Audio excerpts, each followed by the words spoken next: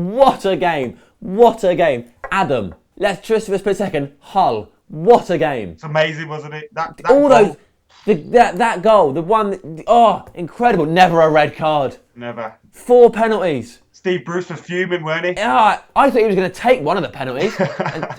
Okay, fair enough. We haven't seen the whole game because we're recording this before, because it's Christmas and we've got families to go and see. So really, whilst you're watching this, prior to the game, Adam is drunk somewhere, sleazing on his cousins, and I am playing Monopoly with my nan, probably. Those things might happen, who knows. Got any cousins, Adam, that you hit on?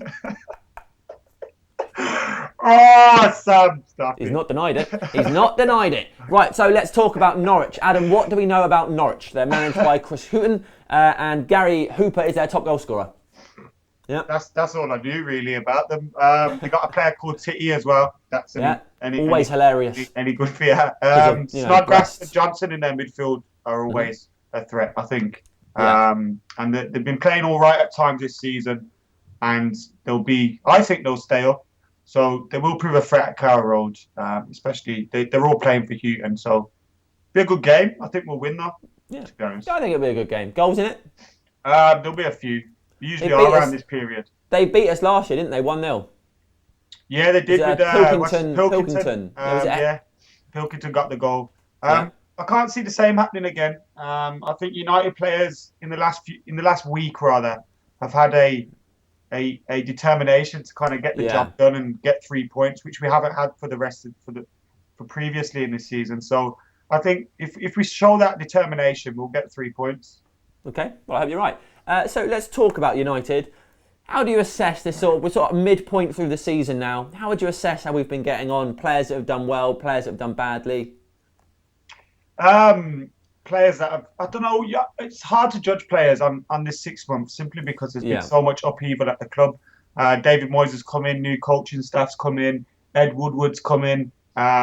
So it's been a complete change. I'd wait to judge everybody at the end of the season. Some players David Moyes is going to need to get rid of just to freshen things up. I think like the likes of Rio Ferdinand is coming to the end, Nemanja Vidic coming to the end, Patrice Evra, who's coming to the end. I've been a critic of him, but I think he's been fantastic for us this season. I think he's been absolutely brilliant. Yeah, not just in his performances. I think off the pitch as well. I was watching an interview with him. I think it was with Jeff Shreves. And the guy he's just class, and you can tell he's Very great honest.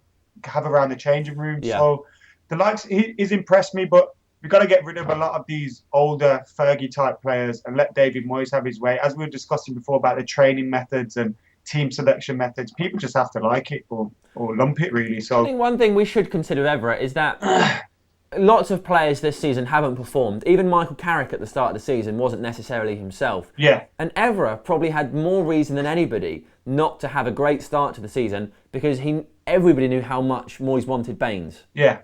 So he had every right to throw his toys at the pram and say, well, if you don't want me, I'm gonna go. I'm not gonna bother. But he has probably been our most consistent player all season. I think that's just what Evra needs. I mean, when he didn't have a left back there threatening him, his form was the worst we've ever seen at United. It was really poor. He was always out of position. He was always inconsistent in defence. And I think that's given him a kick up the arse. He loves playing for Manchester United. He loves playing for that badge. And I think there's no one else in the club that would have, if their place was at stake, kind of dug in and thought, I'm going to fight for this spot. And he's done exactly that. And he's proven himself to the fans, to the club, and to David Moyes as well. David Moyes might not even look to get a left back in January now. And that's all because of the way Evra's been playing. So hats off to him. I had my doubts about him, to be honest. I thought he was finished. So it's great to see him turn it around. Okay, someone who's had something of a miss-hit season is Robin van Persie. He's not fit at the moment. How important is it that when he returns, he's in form? I mean, you got to look at, we're missing Vidic, Carrick, Van Persie, the spine of our team that, were the key in winning us the league last season. So we're missing 3 key players. Robin van Persie's been off form. I can tell. I think Robin van Persie would have been the most disappointed by Sir Alex leaving. I'd agree with you. Club, he just loved everything Fergie did, and you could tell it was in his eyes, and he was like a little boy, like I said, a new school or something. And I think he was hurt by Fergie leaving, and it's going to take a while for him to get under the mentality to play for David Moyes. But do you think he's questioned his place at the club? Do you think Van Persie's saying, well, I came here to play under Alex Ferguson to win trophies. Suddenly, I'm at a club that is just saying, hey, if we get Europe, we've had a good season. Do you think he's looking at himself saying, I'm 28, 29 years old. Can I just only stop you got there, this though? chance. Go on. We're not a club that would just be happy with top four. No, I agree with you. No chance. So I don't think Robin Van Persie will be left under that impression. Could he leave us? Who's to say no? Because he doesn't owe us any loyalty. He owed more loyalty to Arsenal, and he left them for us. So, it could happen, but I don't see it happening in the next year or two. Okay. Well, fingers crossed. I think the big problem seems to be, and it's not something Fergie managed to do, is keeping both Rooney and Van Persie happy because they both want to be the main man. Yeah. Moyes has put his attention into Rooney, and Van Persie hasn't really been himself this season. I think that's just to do with the injuries, to be honest. And it's going to be hard for a player to keep up form. His last season at Arsenal and his first season at United were, how many goals did he score? He was completely on. Yeah, he was 70. He was he was on fire, and for him to keep that up again, it's to be expected a little bit of a dip. I think he'll come back. I think it's a blessing in disguise that he's been out this time, because when he does come back, he'll not have played as much games as everybody else, and hopefully we'll see a refreshed Robin Van Persie. He's scored quite a few goals already. I think he's got about 7 or 8 in the league, so he's not been doing that badly. All right, so let's talk about David Moyes. He seems to have got things together a bit more, barring some sort of hideous defeat at Hull. Yeah.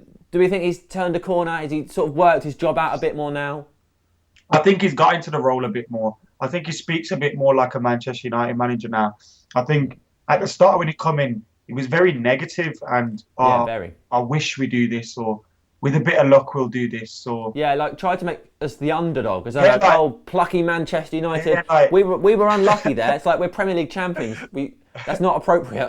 Yeah, it's like, who do you think? We're not Everton, so he's got to get his. It's a big step for him. He's come from, no disrespect to Everton, he's come from a club that will be happy with a European spot every season. I'd be delighted. And he's come from that club. Bill Kenwright doesn't even spend money. He's come from that to Manchester United now.